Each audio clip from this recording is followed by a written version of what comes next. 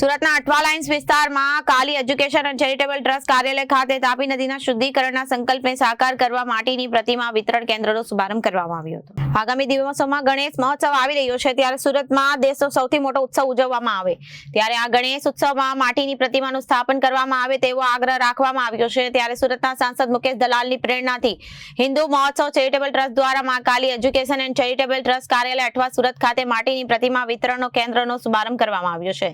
તાપી નદીના શુદ્ધિકરણના સંકલ્પને સાકાર કરવા તથા લોકોમાં જાગૃતિ ફેલાવવાના ઉદ્દેશ્યથી ઘર આંગણે ભગવાન શ્રી ગણેશજીની માટીની મૂર્તિ વિસર્જન કરનાર ભાવિક ભક્તોનું વિસર્જન બાદ એકત્રિત થયેલી પવિત્ર માટીમાં છોડ વાવવાના ભગવાન શ્રી ગણેશજીની મૂર્તિ સાથે કુંડુ પાટલો તેમજ આરતી પુસ્તક વિતરણનો કાર્યક્રમ રાખવામાં આવ્યો છે, જેમાં mayor Daksheshbhai Mavani, standing chairman રાજનભાઈ Patel, શાસક પક્ષ નેતા શશીબેન ત્રિપાઠી, હિન્દુ સંગઠનના શિવમભાઈ મિશ્રા, તમામ કોર્પોરેટર, તમામ વોર્ડના પ્રમુખ અને તમામ ટ્રસ્ટીગણ તથા મોટી સંખ્યામાં શુભેચ્છકો, સમર્થકો અને કાર્યકર્તાઓ મોટી સંખ્યામાં ભાઈ બહેનો ઉપસ્થિત રહ્યા હતા।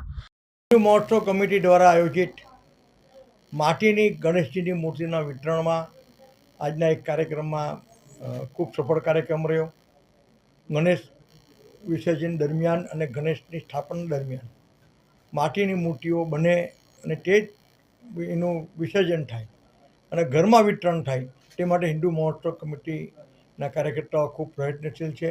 ધર્મેશભાઈ લાપસીવાળા, ગૌરાંગભાઈ, અમિતભાઈ, આ લોકોએ ખૂબ મહેનત કરીને કર્યું। પર્યાવરણ આપણે બચાવવાનું, તાપી નદીને પ્રદૂષિત થતી આગળ અટકાવવાની છે। સાથે સાથે સ્વચ્છતાનો સંદેશ પણ આજના કાર્યક્રમમાં મેં આપ્યો છે।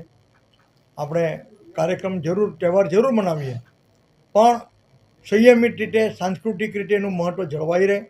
ગણેશજીની મૂર્તિ વિસર્જન પછી ગમે ત્યાં વિતરણ ગમે ત્યાં પડી નહીં રહે તેનો આપણે ખ્યાલ રાખીએ અને સમગ્ર ઉત્સવના 10 દિવસ દરમિયાન આપણે સાંસ્કૃતિક વિવિધ પ્રકારના કાર્યક્રમો કરીએ, સમાજ ઉપયોગી કાર્યક્રમો કરીએ અને ગણેશ ઉત્સવને સફળ બનાવીએ।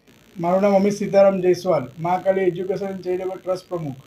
અમિતભાઈ, આજે કેટલા ભક્તો, ગણેશ ભક્તોને મૂર્તિનું વિતરણ કરવામાં આવ્યું? આજે અમે 350 થી 400 મૂર્તિનું બુકિંગ લીધેલું હતું આજથી અઠવાડિયા પહેલાં, અને આજે અમે કાર્યાલયનું ઓપનિંગ કરેલું હતું હિન્દુ મહોત્સવ ચેરિટેબલ ટ્રસ્ટ દ્વારા અને 24 સાંસદ મુકેશ દલાલ શ્રી દ્વારા।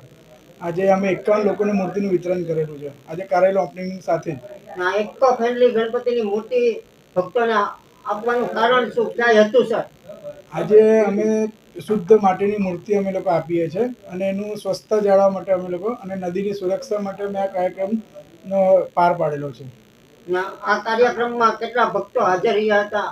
અને આ કાર્યક્રમમાં મિનિમમ અમે 1500 થી 2000 લોકો ભાવિક ભક્તો અમારા કાર્યક્રમમાં હાજર રહ્યા હતા, જેમાં સુરતના મેયર શ્રી, પછી અમારા સાંસદ શ્રી મુકેશભાઈ દલાલ, પછી તમામ કમિટીના મેમ્બરો, અમારા ટ્રસ્ટીશ્રીઓ, કોર્પોરેટરો, પ્રમુખ મહામંત્રીઓ, રાજનભાઈ પટેલ સાહેબ, શશીબેન ત્રિપાઠી બેન, એવા તમામ લોકો અમે હાજર રહ્યા હતા કાર્યક્રમમાં। Bureau report, Janadesh news.